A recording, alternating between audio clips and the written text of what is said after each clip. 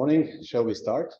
Group is small, but it's very selected, but we expect more people to come later on. I think it's a bit too early, to start talking, for but at the beginning of this event, and I would like first to welcome our dear guests from partner institutions, Professor Ugis Bratushkins, Dean of the Architectural Faculty, Technical University of Riga, Professor Andra Umi, manager of these projects, Professors Vittorio Pisigioni, Cristiano Leprati, Emanuele Somariva, and Assistant Giulia Sola from University of Genoa. Welcome, and excuse me if I was pronouncing the names wrongly. Dear colleagues, friends, students, it's my great pleasure to welcome you to Faculty of Architecture, University of Belgrade at the conference on such an essential educational, theoretical, and practical topic as such as an eco-friendly built environment. Our school is strongly devoted to establishing an academic and creative working environment that encourages a type of professionalism and intellectual exchange and demonstrates our broad education offer, its depth and its quality. We are continuously and devotedly putting efforts into developing new, innovative, and highly integrated master programs by facilitating and fostering the setup for the international partnerships. The ECOBUILT project, as this one, actually, and this event are essential in this effort. I must emphasize that this is the first approved project in the category of Erasmus Mundus Lot 2 at the University of Belgrade. I was speaking to you about this, a few moments ago when we met first. Gathering teachers, practitioners, and researchers from different disciplines at the same time, at the same place, to share and exchange experiences and best practices in a collaborative format, it's of great importance to us.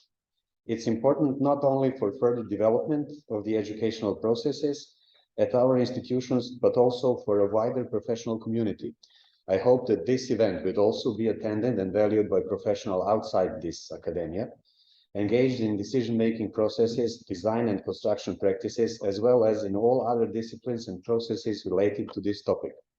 I also consider it as an exceptional privilege for our students to attend such an event and hear about these issues from an international and multidisciplinary point of view, simultaneously from the domains of education, theory, practice, and innovative research. For them, I think this can be a precious experience, especially from the point of understanding that the innovation and progress require the cooperation of all these domains and disciplines and working together for the same goal. Considering developing eco-friendly issues in education, our school is dedicated to fostering and enabling openness and methodology and processes regarding both practical and theoretical knowledge delivered. Targeted issues vary, mainly depending on the different departments and models with us, but at the same time covering a wide range of approaches and topics. They are implemented through theoretically based, design-based, and applied art, performing arts-related courses, and directed towards a better understanding and utilization of building technologies, design methodologies, and strategies. Thematic exhibition, which you will have a chance to see, which will be open this afternoon, is just an example of such an openness and this approach. The exhibition presents the results of the ECOBUILT project in education, accomplished through the elective subjects: space and health, ecological, cultural, and psychological influences, contemporary urban house, and urban oasis. Mentors in these courses are professors, researchers engaged in the ECOBUILT project.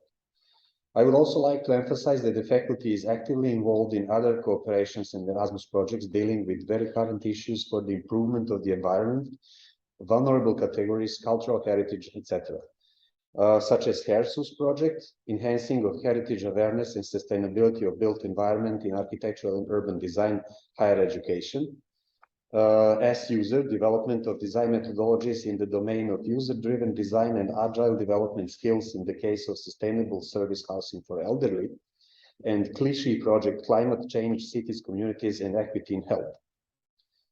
What we still need to do is to establish an active communication and partnership with the public and broader professional sector, I think, in order to create a capacity for joint action for the design and eco-friendly built environments continuously and comprehensively. This event and this collaboration is a very important step towards that goal. I hope that you will enjoy the program, and I announce this conference open. Thank you very much, and I wish you a successful conference. Thanks.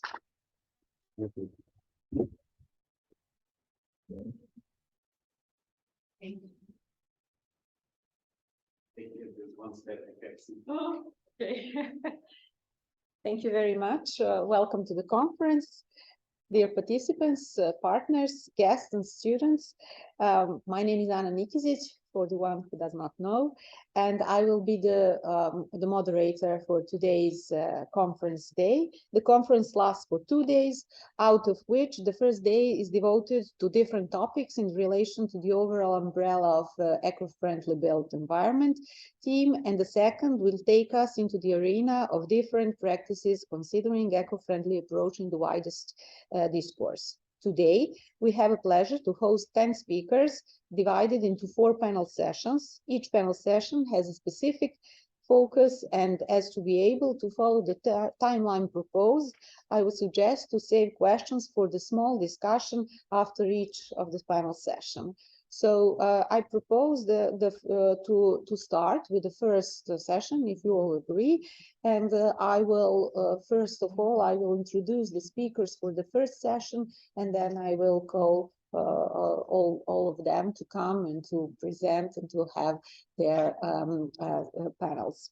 The first session, Regenerative Cities, deals with urban regeneration and up-to-date approaches to building renovation projects, and also a significant shift towards an ecological, multidisciplinary, and multi-scholar approach to architecture and urbanism.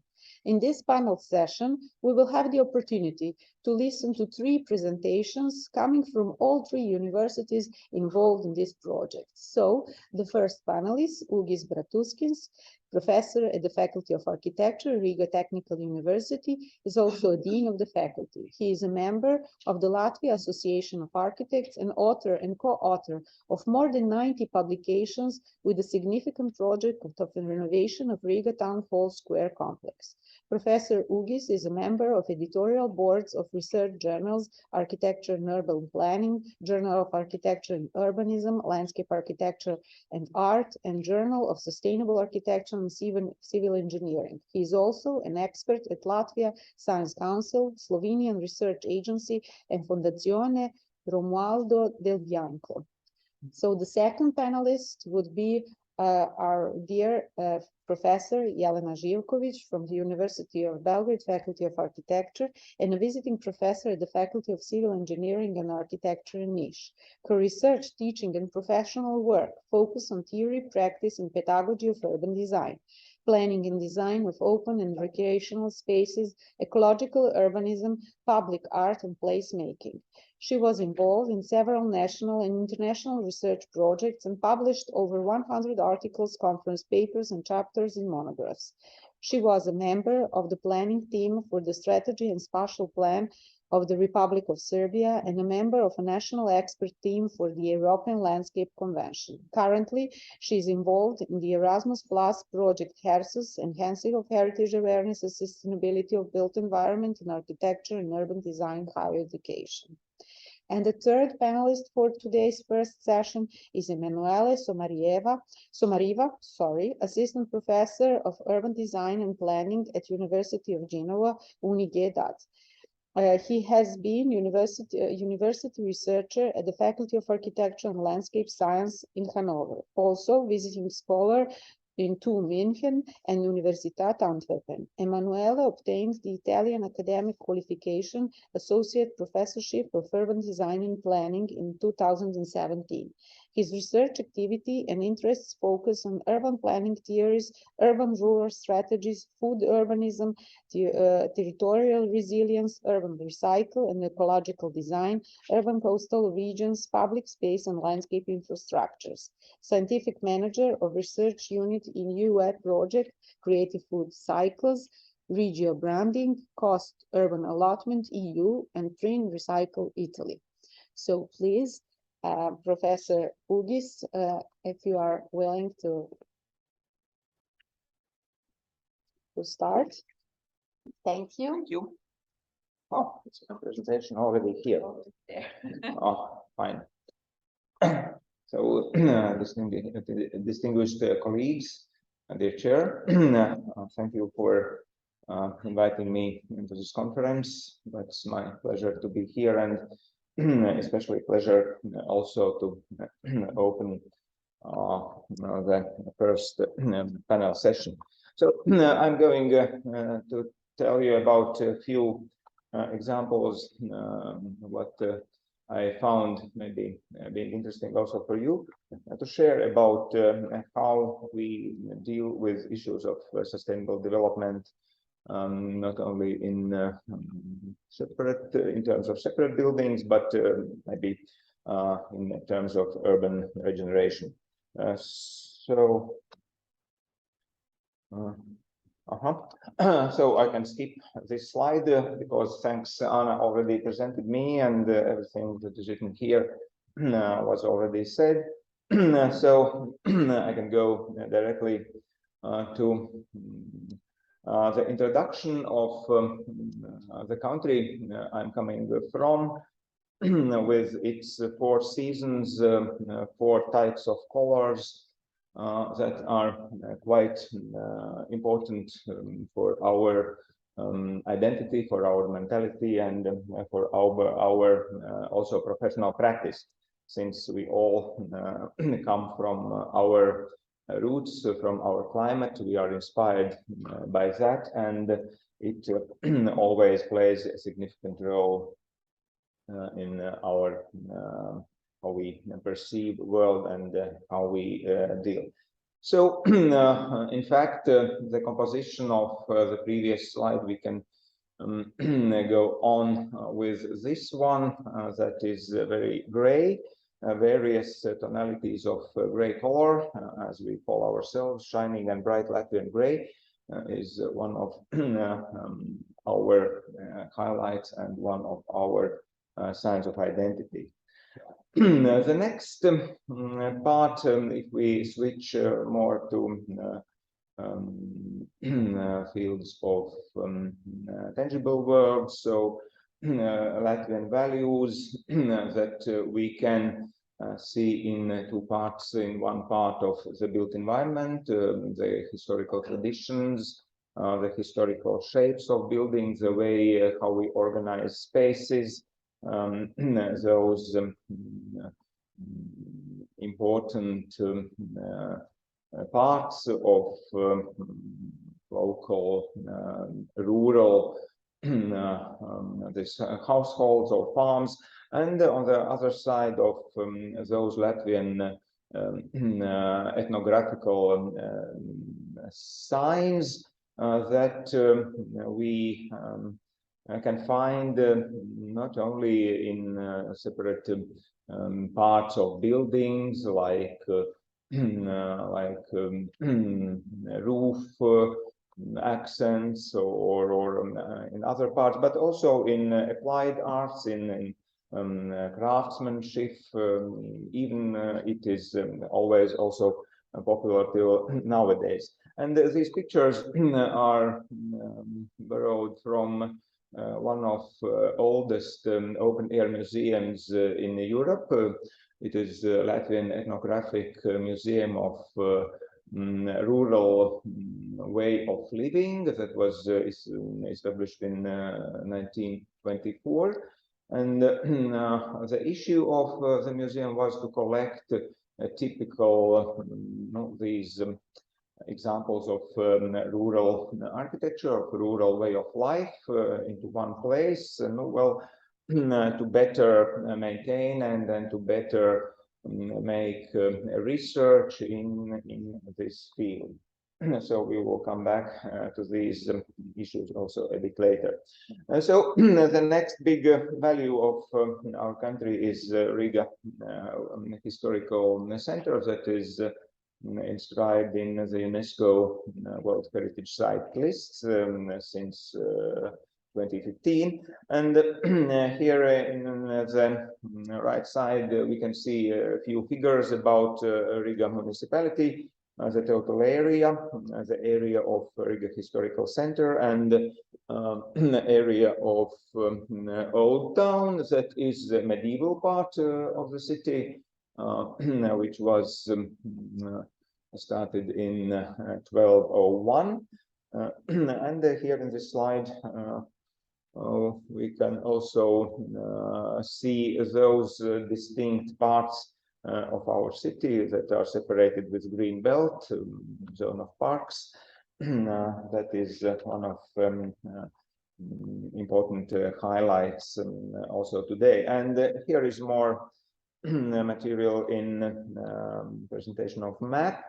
So the central part of Riga, that is UNESCO World Heritage Site, is 438 a bit more hectares, while there is a vast protection area that is around to lessen maybe the up-to-date modern impact towards the historical environment to be protected and presented. So mainly Riga Historical Center is famous for Art Nouveau architecture in a very diverse and expressionist way. Also, many of buildings have kept the original interior details that have been repaired and can be admired also today. But another part of our urban environment is the timber architecture, both historical and up-to-date timber buildings. And some of them are included in the so-called Latvian cultural canon that was introduced in the year of 2007. And several typical examples, both from 18th and 19th century in general, were listed in this list of remarkable architecture, especially in paying attention to the timber architecture and timber buildings. So you can see a few of them here. And now let's switch a bit towards architectural education. That also is an important topic if we speak of sustainability and how we preserve and develop our urban environment. And one of good examples in sustainable architecture, I would like to mention our study center of Riga Technical University, Faculty of Architecture, and there are several more units in the building. Also, the Institute of Design Technology, that is a partner of this ECOBUILT project. And originally, the building you can see in this upper slide, upper picture, it was built in 80s of the previous century as a canteen building for students' catering service. There's also interior picture from that period when this catering service moved away, and the building was abandoned for several years. And then the university rector's office decided that something should be done with this building and it should be renovated and transferred in the study center. And then so a team of our alumni architects, Valens and Steppe, architect Tips Valens, won the competition. And here in the lower slides, you can see the images from the competition. And these already are the slides of the transformed building. We added 2 upper floors and transferred interior space in order to get very up-to-date, very light, very pleasant space for studies and for research. And we were, of course, very proud that it was also mentioned by Riga City Architects Office, and we got, well, the building got the award of Riga City Architecture in 2014. So this year we celebrate 10th anniversary since we moved in the building. And in these 10 years, we are lucky that the layout and the functionality and the highlights of the building hasn't changed much. So it is important to implement ideas of sustainable development and up-to-date energy efficiency in the buildings, in study programs. And here is a small example of a project that was made by two of our students. Now they are graduates, about how to promote the way of traditional architecture and timber constructions in a more up-to-date way. So it was an exposition pavilion of 4 parts that could be moved together, and here you can see how it works. In the left side slide, these pavilions are moved together, and in the upper slides they are opened. So the idea was that our students proposed this very obvious way how people could walk through these spaces, and each part represented some different approach how we could use timber structures in up-to-date architecture and up-to-date development. So it was quite a successful project. It is still exposed also now, and timber branch people always mention this as a good way how to promote ideas of sustainable materiality and sustainable living up to date. And I'm glad to say that interest towards timber architecture and how we can use this sustainable material in up-to-date ecological way, the interest is growing. Here is one of the very recent master level graduation projects. Our master level students graduate in winter, so the date of the project is 2022, but in fact it was the theses were defeated in January of 2023. So it's the very fresh example of how our students see complex possibilities of development of up-to-date constructions in the context of up-to-date technologies and up-to-date way of thinking. And the last topic I would like to present you is a bit older one, a project that was developed by one of our well-known architects, Zaive Gaile. And it was a project that was called a collection of timber houses, of historical timber houses.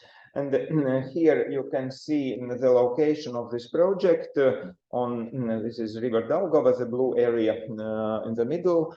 And on the right side is historical center of Riga city. And here with this round highlighted area, it is located on island, the former village of fishermen.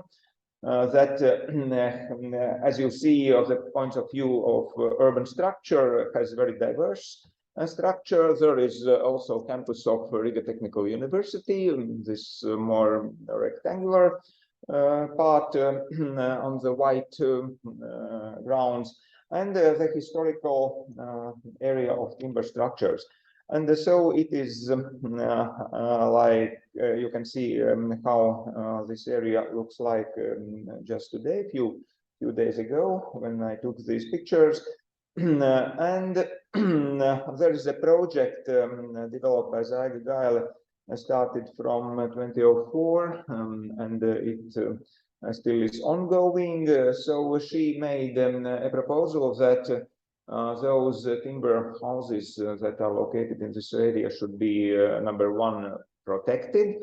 Number two, if there were some missing or buildings in bad condition, then it could be taken some historical building from somewhere else and put it here and renovated and open for use. So in fact, it is some kind of up-to-date approach of that open air museum I showed at the very beginning, because well, those issues and then those principles were in very many aspects very similar. So many of those timber buildings were really in bad condition at that period when she started this project. She did a very deep research in archives and found original plans and descriptions of the buildings, then made a transformation projects mainly for single family or multi-family apartments use. And so step by step worked upon a renovation project, and we will see what was the result. And here is another remarkable timber house project that is not very typical for Riga city, since it is as we see in the project, it was designed as a two-story building with a mansard floor. In real life, it was a three-story building with a masonry ground floor and two upper floors of timber structures. But it was designed as a multi-apartment house, and the timber multi-apartment houses are not very typical in our city. Nevertheless, the methodical approach was the same. Studies of archives, you see very ordinary, narrow, not comfortable apartments originally were designed in this building for neighboring factory workers. And keeping the structure and then maybe even, well, this composition of rooms, it was transferred into up-to-date apartment house. Also, a big interest was paid to details, windows, framing, and so. And here we can see how it looks like today. So we have got really very a good highlight landmark of the site, and also comfortable and pleasant space for living. So it was a very brief introduction in our highlights. So thank you for listening to me. I tried to keep time limits, so I hope that I was successful on this, and thanks for your attention. Thank you.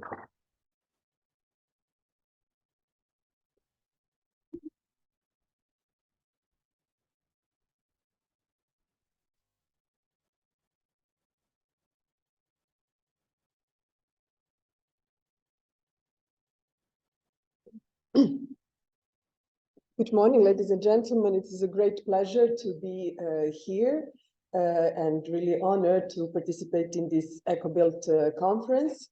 I would like to start with referring on my personal experience on this topic, and actually what ecology means and how it is related to urban design is the question that I've been asking myself for more than 20 years. And how it relates actually to urban design is something that I research and do in practice, and of course, and mostly connect and try to implement in my pedagogical activities. But this question actually becomes even more important today when we are facing great environmental challenges. And as well, ecology becomes a buzzword and somehow institutionalized. So it has been widely assumed that responding to contemporary environmental challenges requires a shift towards ecological approach to how we plan and design cities. But in practice, ecological design is often interpreted in a simplistic way as green technical solutions, and does not use the full potential of the urban design ecology nexus. In this way, this presentation aims to provide an overview of different meanings of ecology, but also the ways they relate to urbanism in theory and practice. I explore how different understandings of ecology and ecological influence purpose, scope, scale of urban design, with an aim to reveal and discuss contemporary pathways to linking ecology and urban design, and with an aim to outline implications for education of architects and urban designers. So I argue that a broader understanding of ecology is needed if we are to respond to environmental challenges in a creative and place-based way through urban design. And I will ask 3 questions in this presentation: what ecological approach to urban design means, how it can be done, what are the pathways, and how to educate for ecological urban design. And I will show you the example of Ecological Urban Design Studio at University of Belgrade, Faculty of Architecture, Master of Architecture course. So, meaning of ecology and ecological. Basic ecology is a study of relationships between organisms and their environment. Of course, it is a Greek word meaning household, home, place to live. And ecology as science evolves, so does its meaning and its relation to urban planning and design. It emerged as a branch of zoology, where the subject of ecology were animals and plants. But with growing problem of environmental pollution, the focus of ecology became environment in which living species interact. In 20th century, the concept of ecosystem was formulated as a basic unit for scientific research, and human negative influence on life and life cycles was recognized. In last decades of 20th century, ecology was recognized as synthetic discipline with multidisciplinary nature, and a non-equilibrium ecology was developed. It introduced models that put a focus on adaptability and resilience. And finally, in postmodern cultural discourse, the term is often used in plural as ecologies, and metaphorically points to relatedness and fluidity of elements in cultural systems. So in his 3 ecologies, Felix Guattari listed 3 adjectives for this concept: environmental ecology related to environment, social ecology related to social relations, and mental ecology related to human subjectivity. In relation to urban design and urban theory, there are many theorists that approach this problem, how to link ecology and design, and I will just show a few examples of this way of thinking. Probably one of the most prominent ones is Ecological Design book by Sim van der Rijn and Stuart Cohn, where ecological design is defined as any form of design that minimizes environmentally destructive impacts by integrating itself with living processes. The main principles of this theory are that solutions grow from place, that ecological accounting informs design, that we should design with nature as a partner, that everyone is designer and it is a place-based discipline, and that we should make nature visible. In 2020, another book was published that emphasized the plural term of ecologist design, referring to the 3 types of ecological design. The term ecology is used in biological, scientific, and technical sense, metaphorically in relation to social use of space in cities, but also in relation to design practice. Ecological urbanism has 2 different and linked ways of thinking, and Winston Spin emphasize the fact that ecological urbanism provides a framework for addressing challenges that threaten humanity, such as global warming, rising sea level, declining oil reserves, rising energy demands, and environmental justice, while at the same time fulfilling human needs for healthy safety and welfare, meaning and delight. She acknowledges that cities are part of natural world, cities are habitats, cities are ecosystems, urban ecosystems are connected and dynamic. Every city has a deep structure and or during context, and that urban design is a powerful tool for adaptation. Building on the practice of urban design and architecture, another approach to ecological urbanism is gathered in 2010. Ecological urbanism argues for a new ethics and aesthetics of the urban, as Moshe Mostafi and Gareth Doherty emphasize. It is a project that approaches the city with a worldview that is fluid in scale and in disciplinary approach. It assumes that design provides the synthetic key contact to connect ecology with an urbanism that is not in contradiction with its environment. But what is interesting is that words that we are using to create specific kind of actions are important. And they emphasize words such as anticipate, collaborate, sense, curate, produce, interact, mobilize, measure, adapt, and incubate. It focuses on situation and conditions operating at multiple scales, emphasizing relationality of body and space, inside and outside relations, but also on possibility for creating new ecologies. And finally, integral urbanism by Nan Allen starts with the premise that fragmented understanding of problems only generates fragmented solutions, and that therefore integral approach should be conducted if we want to build livable and lovable cities. It has proactive, sensitive, and optimistic approach toward restoring valuable collections between human and non-human, between people, between culture and nature. It aims to heal wounds inflicted by the landscape, by modern and postmodern areas, and it adopts the logic of ecology, that the health and well-being of places derive from optimizing numerous variables rather than trying to maximum one. It is based on principles of hybridity, connectivity, porosity, authenticity, and vulnerability, recognizing our limits in our actions too. So when we speak about actions and practice in trying to find pathways to recognize them in contemporary practice of urban design, we can acknowledge that design actions are usually problem-based or values-led, that general principles for ecological action are three: to minimize negative effects, to protect what is valuable, and to regenerate and create new values and relations.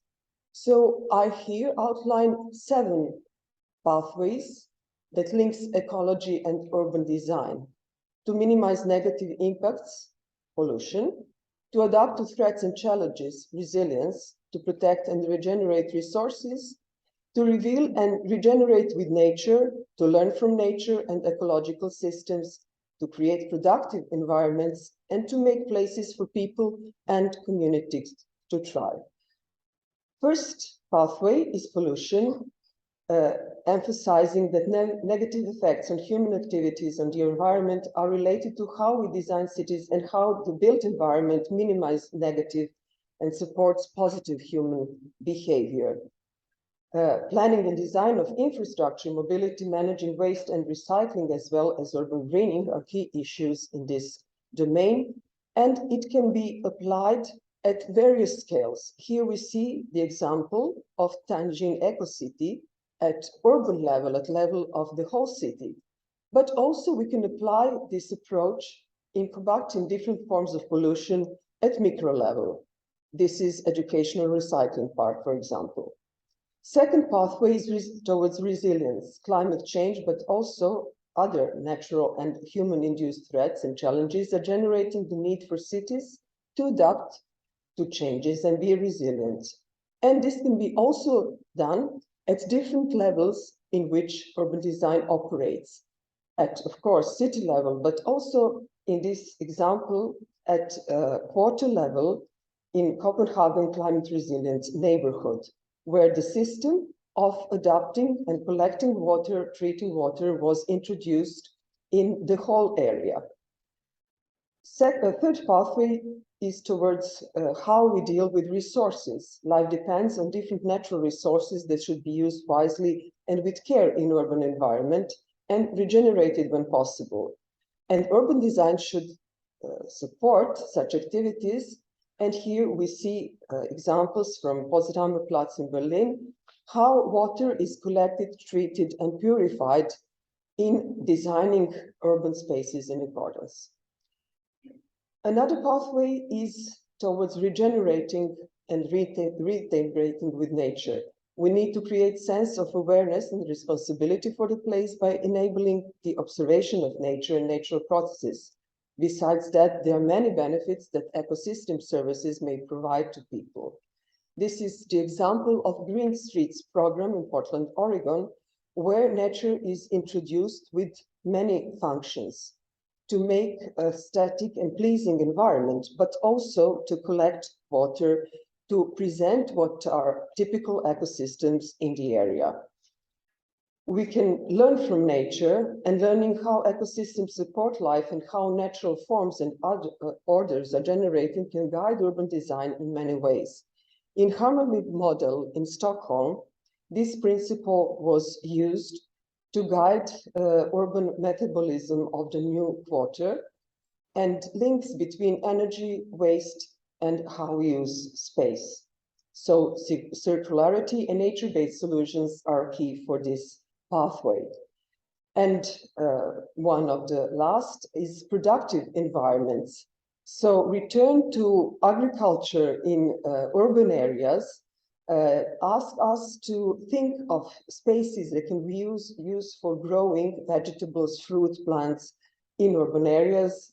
And this can play an essential role in city life by providing access to healthy foods, increasing biodiversity, improving soil condition, but also creating new situations for people to meet and interact.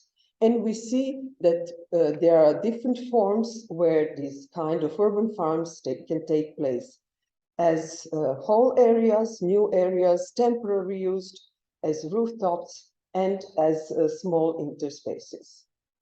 And finally, building on the fact that we are living in cities and cities are human habitats, and that we should support human health as a state of complete physical, mental, and social well-being, design of urban environment can create solutions for people to interact and provide opportunities for communities to develop and flourish. In that sense, in the broader sense, ecology is about relations and relationships in different realms at different scales and times. An ecological approach to urban design is not only about knowing when and how to implement ecological measures as instant solutions, but also how to creatively restore broken links and develop strategies for the new life-supporting ecologies to occur. And this requires both ecological literacy and ecological worldview. According to David Orr, ecological literacy is a quality of mind that seeks out connections. Knowing, caring, and practical competence together form the basis for ecological literate person. Ecological worldview points out that important thing that ecology is teaching us is that humans are not separate from nature, but are members of web of life. And that interconnection, relationship, and coexistence underpin the value system of ecological thinking that is described as ecological worldview.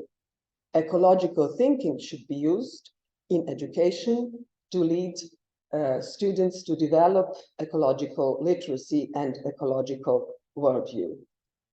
Changes in educational goals are therefore proposed for as implications of these findings for architecture and urban design education.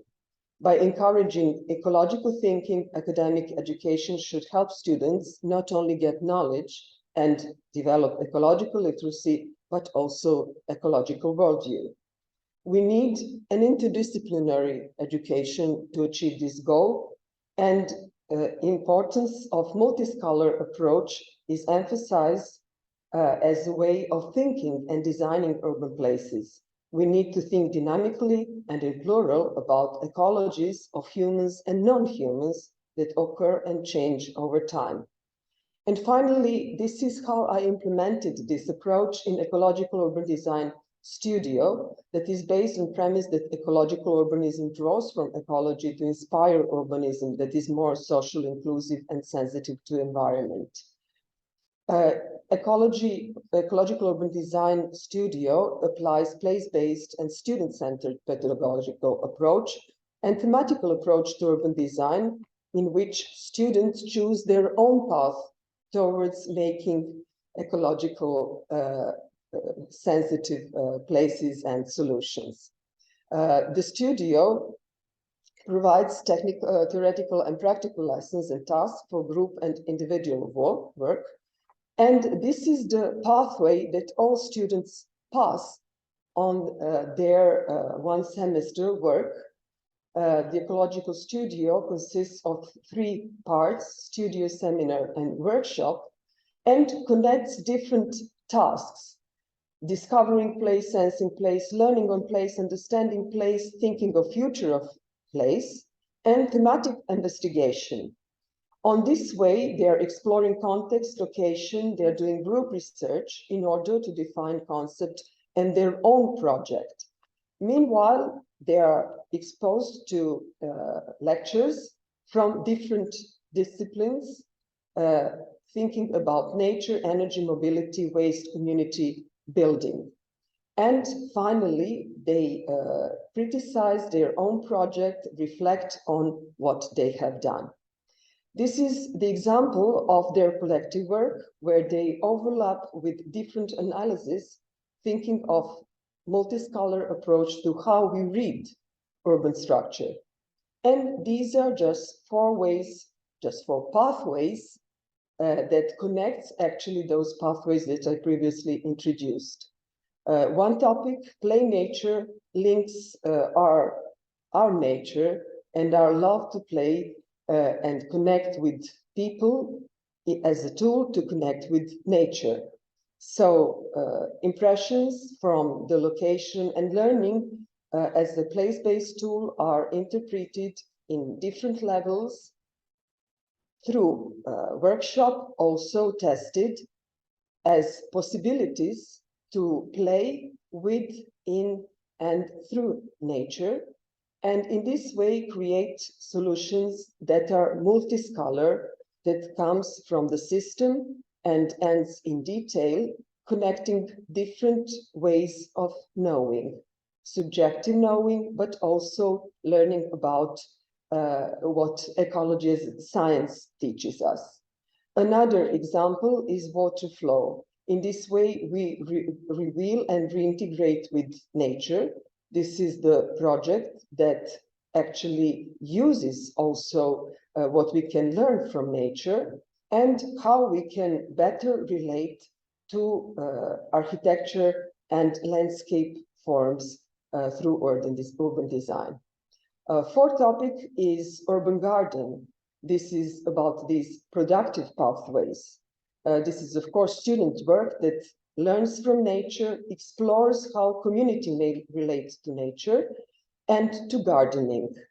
And finally, also multi-scholar project that reveals potential uses of public spaces to introduce new possibilities for gardening.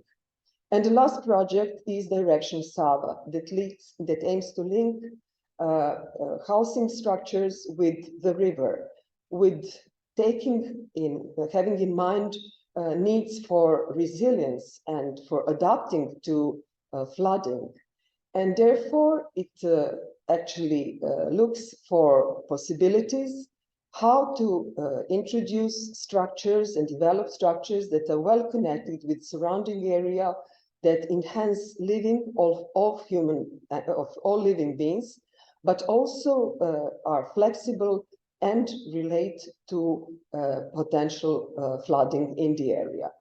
So to finish with this flexibility, adaptability, and multi-scholar approach that connects people and nature, I will finish with this view, this imagined view on a real Belgrade's oasis where people and nature live together, which is Ada Tsiganlia, and I invite you to visit this island on the river if you have time now or when you come again to Belgrade.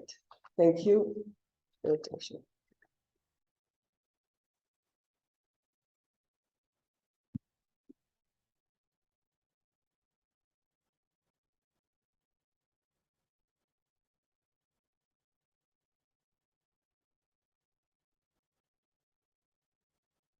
Okay, do you hear me properly? Good morning, everyone.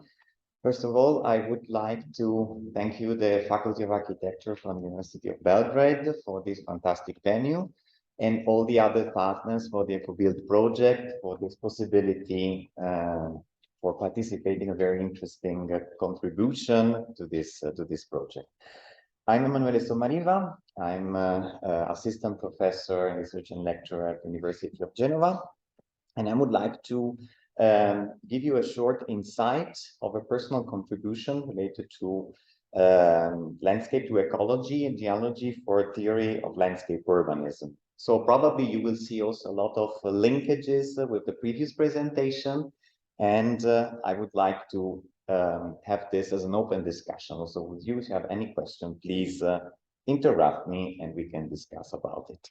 So over the last decades, landscape has emerged as a model for contemporary urbanism, describing a condition of radically decentralized urban model and urban form.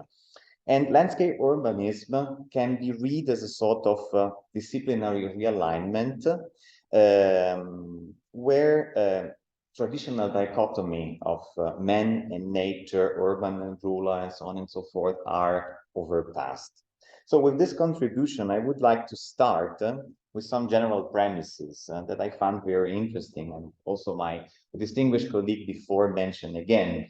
The topic of ecological resilience, introduced by Trofo Olling in 1973, I think is a very crucial stepping stone into this discourse, because it's describing the dynamics of ecosystems, so related to change, unpredictability, alternative form of stability. We are not living in a fixed context, but in always evolving situation where adaptation, environmental performances, and I would say processes over time are really constants as a new reference scenario. And to mention some of the important challenges, and go very quickly into this, large cities, not villages, and towns are becoming our main habitats. No? So more than after 2 centuries of industrial development and urban design processes strictly related to it, probably the future of many countries will be determined by the productivity of urban areas and its territories. So it's a very crucial context where to work, but also the relationship between food productions and agro-industries are really topical in this debate. Urbanization is drawn apart from people perception in these relations. Recently, the FAO estimate that more than 8,000 million people support themselves with urban agriculture practices. And over the last 10 years, cities like Hong Kong, Singapore, Taiwan, Casablanca, Vancouver are producing within their boundaries more than 65% of vegetable produce, 60% of pigs and poultry and so on and so forth. So micro-scale practices are becoming very topical in this regard.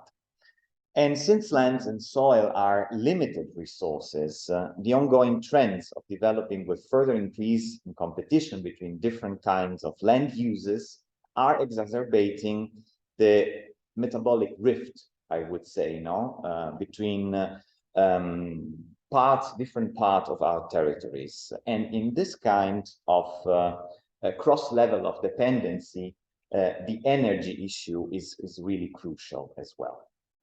Moreover, the scientific evidence related to global warming confirm us the urgency to move towards a resilient city model. and informing urban policies and design strategy able to counteract the climatic shock events.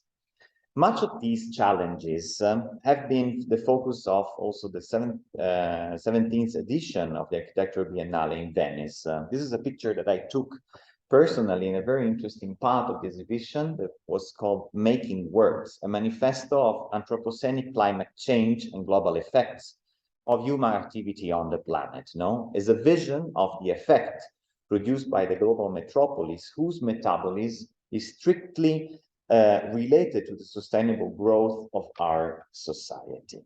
One example of this cross-dependency, and it's also a personal contribution of my research, is the relationship with the regional foodshed model, a geographic region similar to watershed analysis, in which food flows are traced from the place of production to distribution for a given population. And this slide, you can see, in fact, how the New York metro region foodshed affect the one of other city in the US coast, for instance. What is important into this concept is that the fact we cannot make, let's say, out of what we call a supermarket diet. So the level of dependencies that we have on our globalized food supply chain, creating this level of cross dependencies, and also has impact on the territories and the surrounding area. Materials landscape urbanism, I'm trying also to bring all of these challenges together as a response on a way to modernist architecture, but also on traditional planning practices, addressing essentially, I would say, three crucial elements, the environmental consciousness informing urban design, the multiscalar approach towards landscapes as a performative systems, and also a research by design as a tool and a method of work. In the last 20 years, several books, academic programs, also design project under the banner of landscape urbanism, ecological urbanism, and so on and so forth, contributed to blurring the boundaries between spatial disciplines and multiplying the urban design approach from the landscape to the ecological principle. The formative period of landscape urbanism can be traced back to the first, let's say, research exploration by Belgrade University and the Penn University in the late 1980s. Distinguished research like Peter Connolly, Richard Weller, James Conan, Moshe Mostafavi, and many others were exploring the boundaries of landscape architecture, urban design, and searching better ways of dealing with complex urban projects and challenges. Their text and most of their academic papers also were synthesized the ideas of influential modernist methods program and manifesto, rediscovering the methodologies already introduced by Olmsted or McHarg, referring to contemporary radical practices, such as the one from Rem Koolhaas or Bernard Tschumi.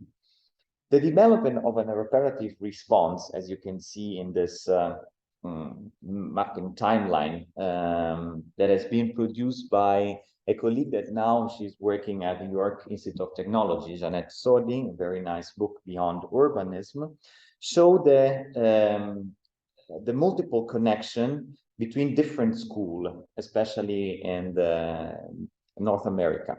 At the Columbia University, Harvard, GSD, but also the Architectural Association in London.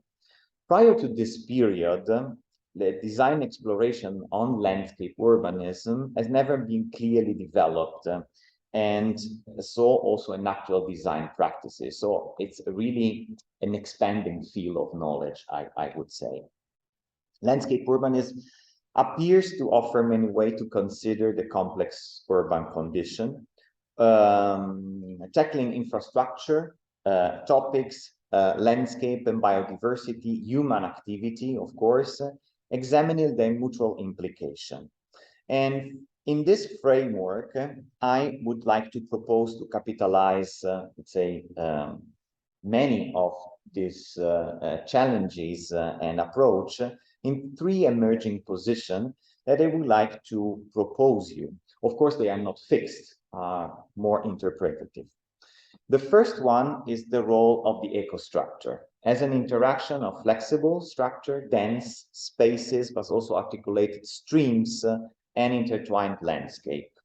So the new concept of land links, land grids, or ecostructure become predominant to plan and design ecological interconnection corresponding to a system thinking theory.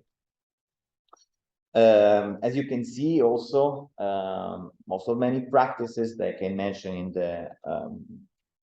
the next slides are dealing with the same approach. As for instance, this project from João Nunes and ProUp Studio on the Schelde waterfront in Antwerp, discussing about the possibility of different adaptation to flash floods into the Schelde River. Or, for instance, this Azure project, well known from Urban Think Tank, the Metro Cable in Caracas, discussing about the possibility to reinforce lines, connection, and mobility services dealing with informality, which is also another very important context of design. Or this project by Manuel Gausa, working in Barcelona together with the Agencia Ecológica Urbana and Salvador Rueda. It was the first premises of an idea that today is becoming true in Barcelona metropolitan scale, dealing with the complete reorganization of urban patterns in terms of mobility, reorganizing sustainable mobility means and slow connection in the different area of the Ensanche plan in Barcelona. The second strategy I would like to propose you is the paradigm of recycle. So the topic of reduction of the reuse that we normally consume, the reuse of also in terms of regenerative landscape seems to be a very crucial sustainable strategy capable of expressing from one side innovation, of course, but on the other way also new environmental qualities, even in what was normally introduced as drawscapes. No? And urbanists should derive less form of understanding of a form of, let's say, dealing with beautification, or so to say, greening solution, and looking more into the processual way of dealing with these practices, how things works in space and time. And I think also the fresh kill parks by field operation is a real manifesto in this way. I tried to be broad, so I would say very, very crucial is the extended program by EDA and Sherpark and all of the landscape reclamation processes that has been done in Hampshire River, and also dealing with architectural heritage, industrial heritage has been very, very crucial. But also other projects like this one, with the exaptation of Val d'Enjoan landfill recovery by Teresa Galli and Battery Roig. But I would say also a very important, the expressive and creative way proposed by Agnes Daines with the wet field in New York, that has been also used as a reference for Not a Core Field, as another example, dealing with the topic of tactical urbanism and the connection to land art. And being part of the School of Architecture, I think that also this more creative approach is really important for us. The third strategy is dealing with the idea of co-design. So emerging spontaneous design practices that are based on sharing assets, but also bottom-up processes, developing common creative intelligence. So networking in a one way, local social forces, and adapting to site-specific condition, anticipating the change, but also negotiation. I think they are the key elements of other key elements of landscape urbanism approach. In a processual way, is something that happened also in the New York High Line, no?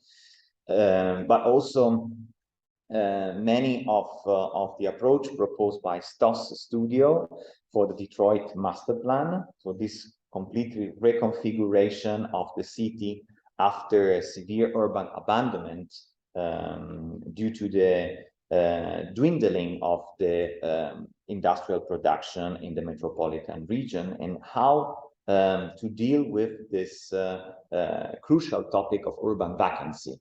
So a lot of urban voids and space in between that have to be rethought.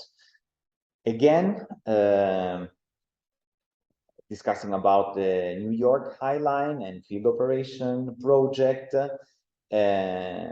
cannot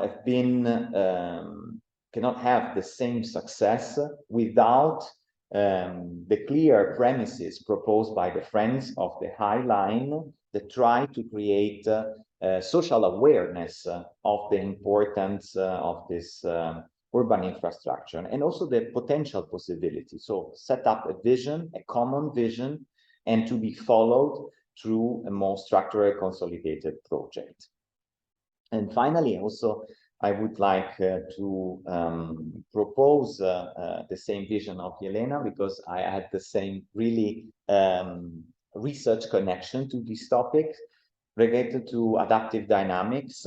And I think a very, very important step was also by the manifesto proposed by Gilles Clement of Third Landscapes, the possibility to work into creating networking effect of micro-scale practices to be expanded to an urban scale, so creating like continuous productive urban landscape, as this project by Coloco Studio in Montpellier, to reuse and networking a series of practices developed also with the community in urban allotment, and also prefiguration garden. So this garden can prefigure the future, give insight for the future project to be developed in the area. I try to keep the time, so I would like to thank all of you for your attention, and I'm open to your questions if you want. Thank you.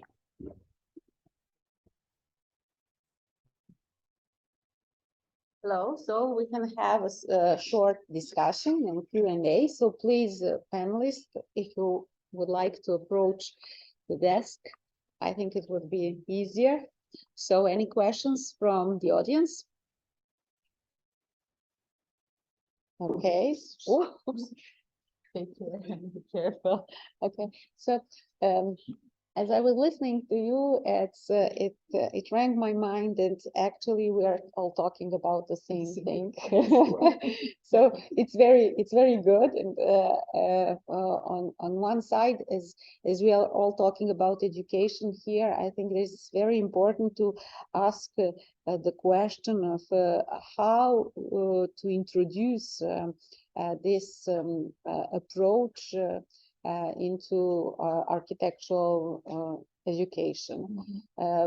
Is this the content, or is this a methodology that we are talking about? Is this some kind of learning style that we are talking about, or is all three together? But I would like each of you to actually give its own idea of the focus, and maybe some kind of the main points of how to actually integrate all those things into education, and also when.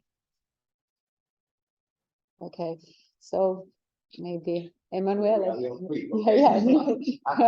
Actually, I was very pleased to listen also to my colleague, because we didn't prepare anything, we didn't share anything before, and we didn't know each other in person, but actually we have so many mental connections, no? So I think this is really, really. And in terms of your question, I personally think that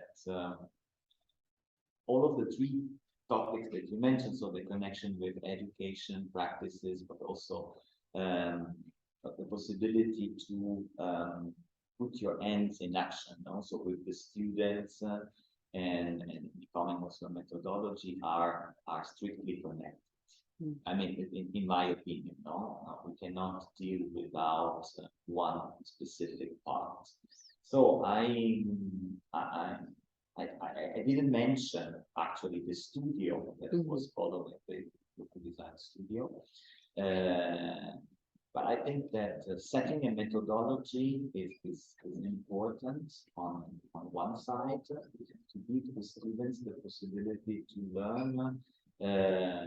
Let's say that the challenges related to design, especially when we are talking about urban cities and urban metabolism and so on and so forth, are really multi-scalar, and so you have to deal with different set of problems, but also to think about that your project is not just your design solution, but is a relational scheme. So that your project is a part of other projects, and probably not only create a dialogue with your colleagues, but a dialogue with many other actors in the city, which are also even the natural. We can give voice, to this. So that could be related to cultural landscape on one side, could be related to public institutions, local stakeholders, and so on and so forth. So I think that as a role of architects or future architects, they have to deal with this level of complexity before. And it's not important, probably the final formal solution of it, but rather with the possibility of creating expanded networks. So the engagement actually and the relation, it's quite important for the student to learn how to deal with all those different aspects of context and the problem. Okay, and maybe you, yeah. Okay. Well, I would also like to go on with the topic that we started because well, if we compare education in architecture from the beginnings, the more than a century or even more ago. So the paradigm of education has been learning by doing, because all experience was gained, the knowledge transfer, the information transfer was made by practical approach, practical exercises, practical tests. And I don't know whether it is good or not, but still this approach is used up to now. So maybe what has become a bit different is amount of information that we need to deal with, because it maybe a few decades ago it was quite important to find information. Then it is not a challenge anymore. Now the challenge is to understand what kind of information do you get, and then try to select it, and then to filter it, and then so I would say that maybe that change of paradigm, learning by doing, could be transferred to learning and doing, because no, still you should input quite a big effort into selection of information, understanding what kind of information do you get, what is useful, what is not useful, what is what is what. So yeah, but in general, still the main approach that doing is very important to factor in education of architects. I think it still is very important, and I believe that it will remain at least for the time being. Well, Thank you, Jelena. And well, it is challenging to answer this question, because it is something that should actually evolve through time. So it is not how we introduce this or this topic, it is how we actually educate. So I will refer to this. And this is also process. And for instance, we can't eat a cake, even if it is the most beautiful one, and we can't digest it, eat it all at once. But in some pieces, in some time. So in relation to the question of content and method, I think it's both, but through time, through process. It should be integrated from the very beginning and developed not only as a knowledge, and I absolutely agree with you, but as a knowing and doing at the same time, because it is about thinking and feeling and actually having, developing a view, and the way we are linked among ourselves and with nature will lead us in how we are doing architecture. So the transformation happens inside. This is this subjective part that should be taken into account. And we as educators are here to provide a framework and to help, like children, like leading them through life. It is, I think, the same way, if we are speaking about this pedagogical part. To flourish, to develop, they will not as a product at the end, but following their ways of learning, following their learning styles, their approaches. And we are to provide these links to help them make these synapses new, that will help us guide so in a way ecological designers. In a way to structure the whole process of this complex relations that do exist in between learning and practice and everyday life, I should say. Yeah, absolutely. So yeah, maybe to add to this, it could be a good question, who is educator? So probably it's not some wise person who knows everything anymore, but it is maybe a friend or I don't know, a colleague who you can share your information and listen to his information and just to extend some experiences. Yeah, so the change of educator, the change of role of educator, I think it's very characteristic for our. Well, and I will just add to this that since we as people are different and we have different learning styles, it is important to have different possibilities for different people to get hooked on the topic, or to create opportunities, but also not in situations, but also in teaching methods and approaches.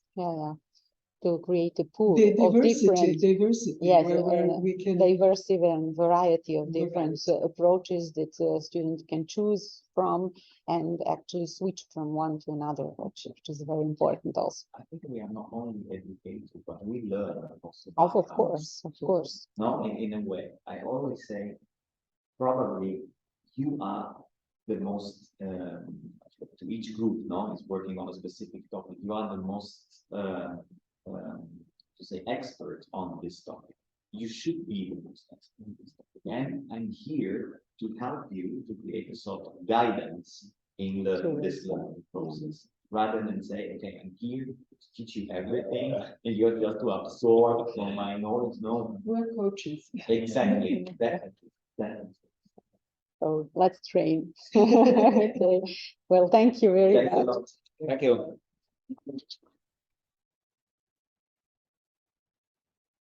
So now we will go to the second session, panel session, Innovative Urban Economies, which deals with sharing and circular economy as contemporary challenges facing the development of cities. In this panel session, we have the opportunity to have two panelists coming from University of Belgrade, but from different faculties, and I will introduce them.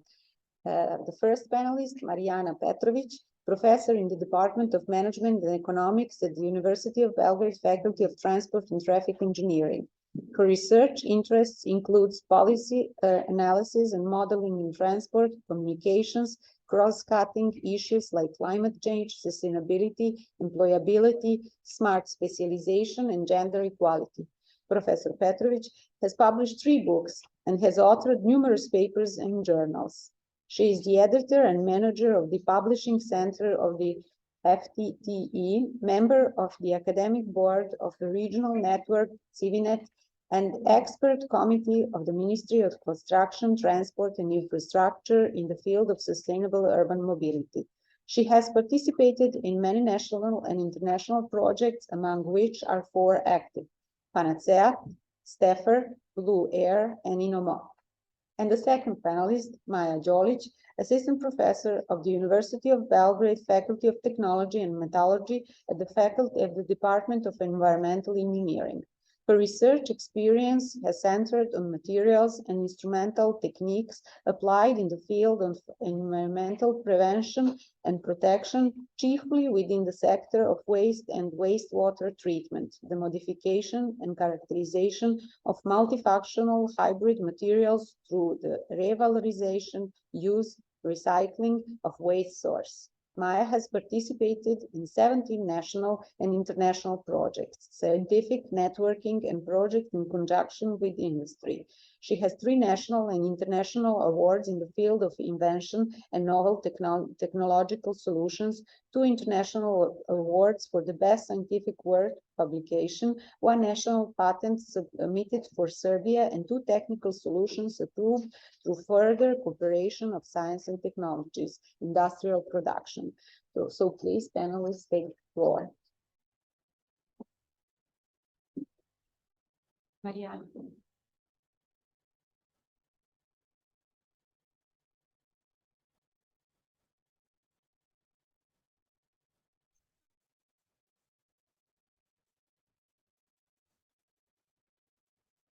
So, good afternoon to you all.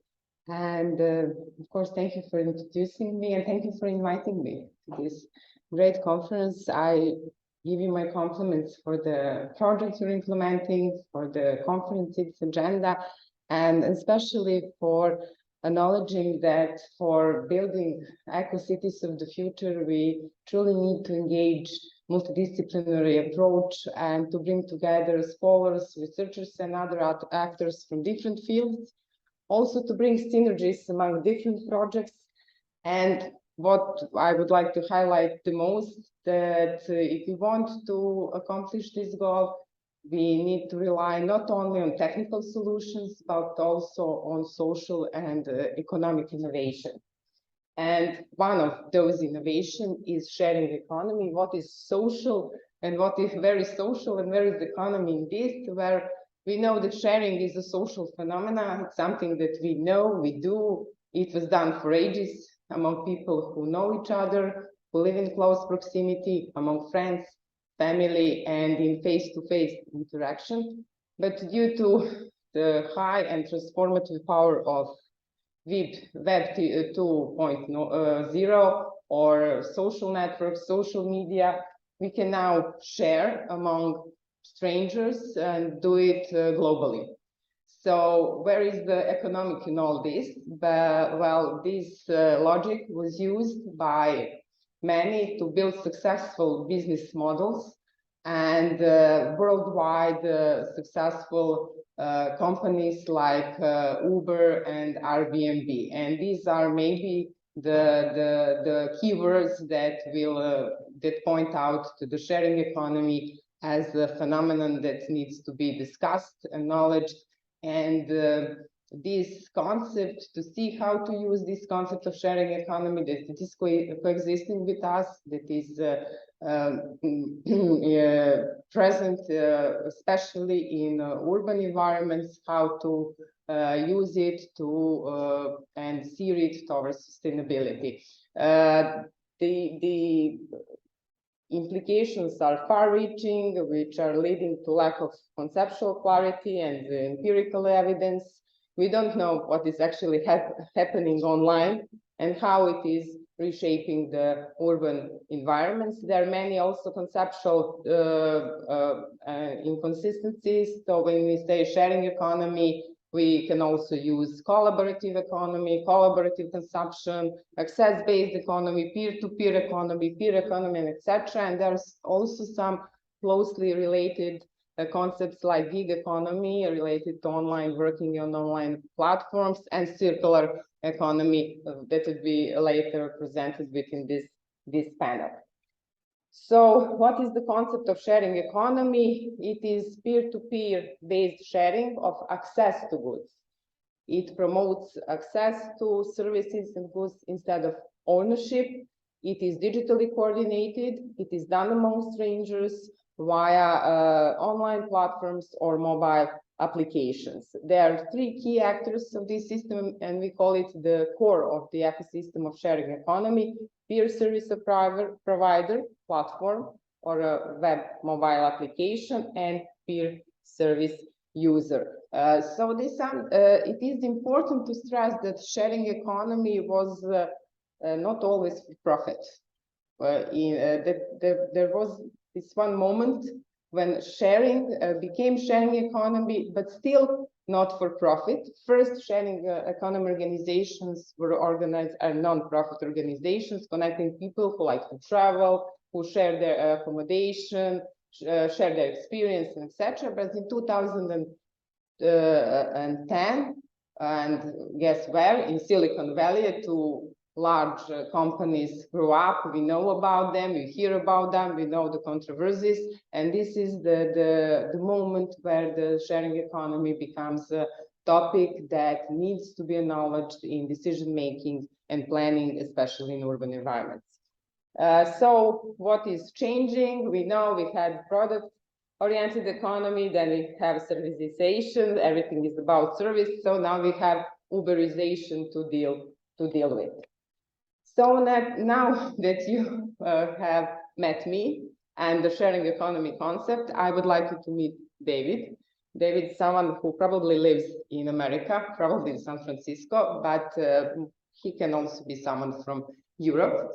David is someone who we are researching within the project here at the University of Belgrade with the help of our scientific fund, and three faculties are working together because we need people from engineering, we need people from economy, researchers and scholars, we need people for information and communication technology, and we are all working together to see how to make David, who is living like this, how to make his life sustainable. So what are the main, let's say, points from this one David sharing economy? Everything starts with a mobile phone, and we know that. Everything starts with the application. And what has changed? So our David doesn't have to own a car, bike, bicycle. He doesn't have to have a permanent job. He's self-employed. He can work from anywhere. He can use a co-working space, or he can work from his house using Upwork, freelance, or some other platforms. If he has some assets he doesn't use, like here I think we use the example of tennis rackets or skis, he can offer them for access to them temporary, not to sell them, but to lend them to someone else for the season. So how big is sharing economy today, and why is it important? We don't know. Don't get busy with all these numbers. They're pretty huge, but actually we don't know. It depends on the source. And we're always talking about estimates, forecasts.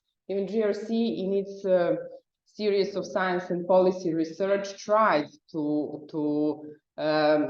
give some exact number of how big the sharing economy is in across European Union countries. But it is difficult to say because new platforms are appearing every day and the existing platforms are dying every day. So these numbers are mostly about Uber and Airbnb. We can join TaskRabbit, Upwork, Freelance, some other platforms also. So what is also the conclusion here is that many small businesses fail in their development, and I will later refer again to this to say why this is important for urban areas. But what is the conclusion from these reports and studies that were conducted, that Joint Research Center was conducted throughout the 5 years, is that governments and the policymakers that decided to go into the sharing economy and to recognize the importance and possibilities and to remove some barriers are better doing and better exploiting the potentials of sharing economy. So what about sharing economy and the cities? Well, approximately about 20% of Europeans use these platforms to use shared services, to purchase or to offer transport, accommodation, to engage in co-working or crowdfunding, etc. But only 6 of them are actually offering their assets throughout the platform. So we all want something that is from the other, but we do not want to share what's ours. And this is from Eurobarometer studies from 2016 and 18. And of course, one of the conclusions is that the most of the users are from, of course, large cities and in urban areas. So urban sharing is somehow narrowed to as alternative consumption mode between peer individuals, providing access, not ownership, not buying anything, but just temporary access time we need to online platform. The sectors in focus, what is shared in cities. So it is accommodation in terms of short-term rental, Airbnb. It is transportation, different bike sharing, car sharing schemes, and etc. And consumer goods. This is the smaller market, but it is now being developed. So it is often associated with smart cities concept because we're using information and communication technologies to make life in cities better. This is the smart cities in it. It is in its essential. Let's make cities better for life. And it is also coined as digital green urbanization. So we need to acknowledge that there is a virtual city above the real city we are living in. And as we know today, there are no boundaries between online and offline.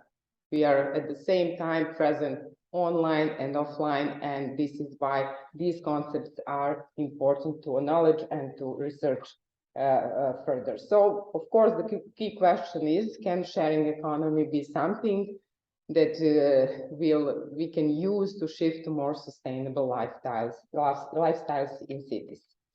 I was always talking about peer-to-peer, like individuals engaging throughout the platform to share assets, their idle capacity, something that is underutilized or unused.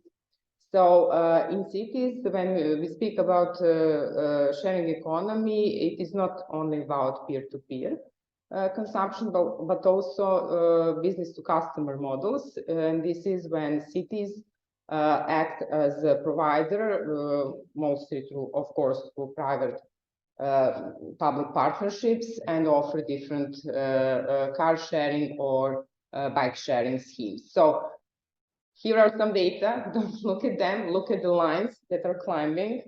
So there, what we know for sure is that the number of car sharing operators, the number of users, the number of bike sharing operators, and etc. is growing. We don't know the exact number of the users. There is research from Berkeley saying that at this point we can say that it is over 30 million of car sharing users around the world, and you can see that the bike sharing data. What is ecological about this is that many operators are using electrical cars or e-bikes to promote their and to scale up their uptake within the transportation option.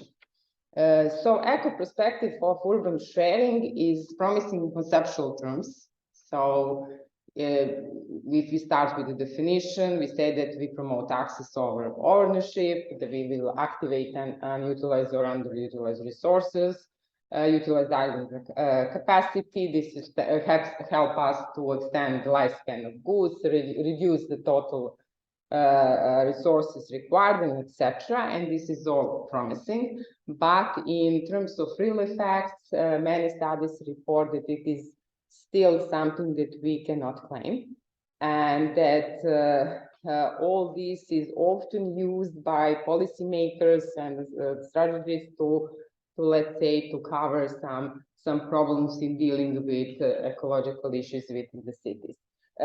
What we know and what we can confirm that from the perspective of the sharing organizations who are offering their services is that it is a trade-off between sustainability and profitability, because large players like car sharing companies are doing well, expanding their market, but they're losing their sustainability orientation. On the other hand, small organizations who are truly about sustainability and ecological values cannot keep up with the market, and out of 44% of these organizations fail within the 5 years. People who know how the startups and their financing is in practice know that it happens with many startups. But these ones are very important for the cities if we want to use the sustainability potential of these kind of platforms. Only 10% are active after 5 years. We're talking about small scale sharing economy organization. So it is all about the governance, and I will share with you the world experience that was in the title of my lecture for today. So there is a great project, urban sharing project, who is trying to research and to give recommendations for the right governance for the city. So we cannot have an official model. You cannot use the same logic for short-term rental or as you use for transportation and etc.